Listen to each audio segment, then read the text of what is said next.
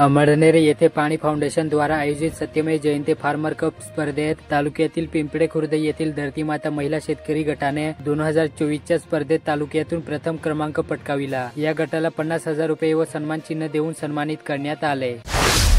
जामनेर येथे शेतकरी सहकारी संघाच्या वतीने तूर खरेदीला सुरुवात करण्यात आली। शनिवारी जलसंपदा मंत्री गिरीश महाजन यांच्या हस्ते शासकीय तूर खरेदीचा प्रारंभ करण्यात आला।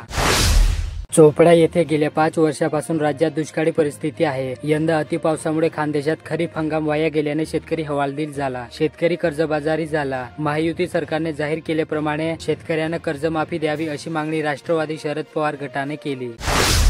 चोपडा तालुक्यातील अडावत येथील ग्रामपंचायतीच्या उपसरपंचपदी विजिता हरीश पाटील यांची बिनविरोध निवड करण्यात आली। ग्रामपंचायतीच्या सभागृहात सरपंच बबनखा तडवी यांच्या अध्यक्षतेखाली ही निवड प्रक्रिया पार पडली। रविवारपासून मराठी नववर्ष सुरू होत असून त्यामुळे बाजारपेठेत नवचैतन्य आले। गुढीपाडव्याच्या खरेदीबरोबरच हा दिवस 3.5 पैकी एक मुहूर्त मानला जातो। वाहनासह गौर सणे खरेदी केली जात आहे। यंदा नागरिकांनी वाहन खरेदीला अधिक पसंती दिल्याचे दिसून येत आहे। चाळीसगाव येथे कुटुंब गच्चीवर झोपल्याचा फायदा घेऊन चोरट्यांनी घरात घुसून रोकडसह सोन्याचे दागिने असा सुमारे 74,000 रुपये किमतीचा ऐवज लपास केल्याची घटना तालुक्यातील तळेगाव येथे घडली। या प्रकरणी चाळीसगाव ग्रामीण पोलीस स्टेशनला अद्याप चोरट्याविरोधात गुन्हा दाखल करण्यात आला। चाळीसगाव येथे खून प्रकरणी जन्मठेपेची शिक्षा झालेला कैदी शिक्षा रजेवर जेलमधून बाहेर आला असता तब्बल 19 वर्षे तो फरार होता। अखेर त्यात जळगावच्या स्थानिक गुन्हे शाखेच्या पोलिसांनी पकडून मेहुणबारे पोलिसांच्या हवाली केले। मेहुणबारे पोलिसांनी त्याची कारागृहात रवानगी केली।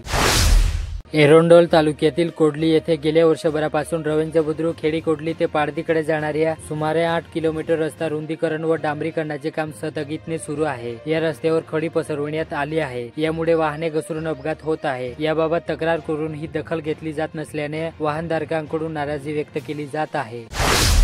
चाळीसगाव शहराला पाणी पुरवठा करणारी जलवाहिनी शुक्रवारी मध्यरात्री 2:30 वाजेच्या सुमारास फुटली। त्यामुळे या परिसरातील अनेक दुकानांमध्ये 2 ते 3 फूट पाणी शिरल्याने लाखो रुपयाचे नुकसान झाले।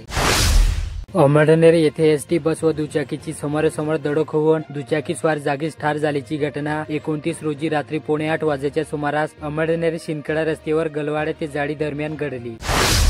चाळीसगाव शहरातील बळगाव रोडवरील मिठाई दुकानाच्या वरच्या मजल्यावर एका अज्ञात इसमाने शुक्रवारी मध्यरात्री गळफास घेऊन आत्महत्या केल्याची घटना शनिवारी सकाळी उघडीस आली। या प्रकरणी वैद्यकीय अधिकाऱ्यांच्या खबरीवरून शहर पोलिसात अकस्मात मृत्यूची नोंद करण्यात आली। पारोडा येथे MU करोडपती स्कूलमध्ये वार्षिक बक्षीस वितरण सोहळा नुकताच पार पडला।